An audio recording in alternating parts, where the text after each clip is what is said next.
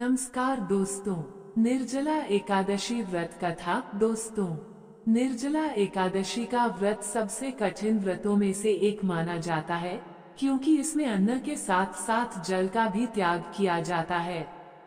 पौराणिक कथा के अनुसार इस व्रत का संबंध महाभारत काल से है।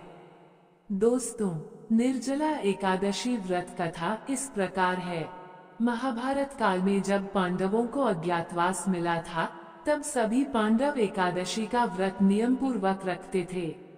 युधिष्ठिर, कुंती, द्रौपदी, अर्जुन, नकुल और सहदेव ये सभी एकादशी का व्रत करते थे और भीम को भी हमेशा यही कहते थे कि भीमसेन, तुम भी एकादशी को न खाया करो।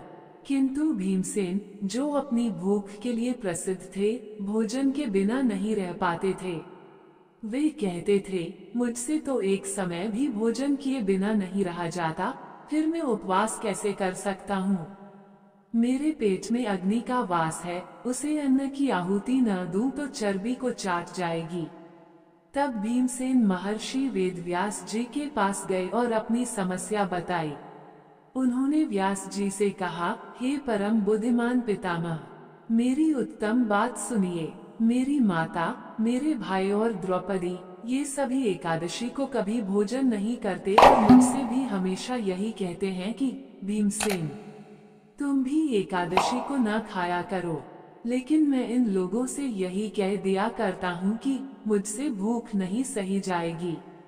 कृपया मुझे कोई ऐसा उपाय बताइए जिससे मुझे सभी एकादशियों का फल प्राप्त हो जाए और मुझे भूखा भी न रहना पड़े। वेदव्यास जी ने भीमसेन की बात सुनी और कहा, हे भीम, तुम सही कहते हो। शास्त्रों में कहा गया है कि एकादशी के दिन अन्न नहीं खाना चाहिए। वर्ष भर में जितनी एकादशियां होती हैं, उन सब का फल इस निर्जला एकादशी से मनुष्य प्राप्त कर लेता है।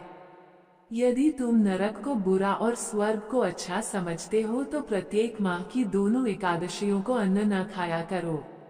इस पर भीमसेन ने फिर कहा, हे पितामह, मैं आपसे पहले ही कह चुका हूँ कि मैं एक दिन तो क्या एक समय भी भोजन किए बिना नहीं रह सकता, फिर मेरे लिए पूरे दिन का उपवास करना क्या संभव है। तब महर्षि वेदव्यास जी ने कहा, भीम, यदि तुम सभी एकादशियों का फल पाना चाहते हो तो केवल ज्येष्ठ मास के शुक्ल पक्ष की एकादशी का व्रत रखो। इस एकादशी को बिना जल के रहना होता है।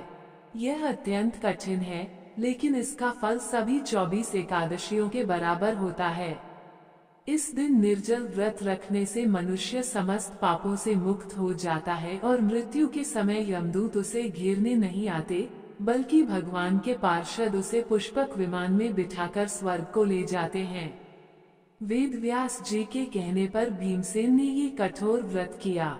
उन्होंने पूरे दिन बिना अन्न और जल के रहकर भगवान विष्णु की पूजा की और रात को जागरण किया। अगले दिन सूर्योदय होने पर भीम का शरीर कमजोर पड़ गया था और जल ग्रहण न करने से वे मूर्छित हो गए थे। तब पांडवों ने उन्हें तुलसी दल, गंगाजल और पंचामृत पिलाकर उनमें ऊर्जा भरने का काम किया। इस प्रकार भीमसेन ने इस व्रत के नियमों का पालन किया और पाप मुक्त हो गए। तभी से इस एकादशी को भीमसेनी एकादशी या पांडव एकादशी के नाम से भी जाना जाता है। इस व्रत में इतनी शक्ति है कि इसके प्रभाव से जीवन की तमाम दिक्कतों का अंत हो सकता है।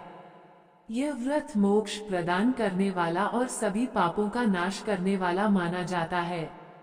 दोस्तों, वीडियो लाइक, शेयर, सब्सक्राइब करें।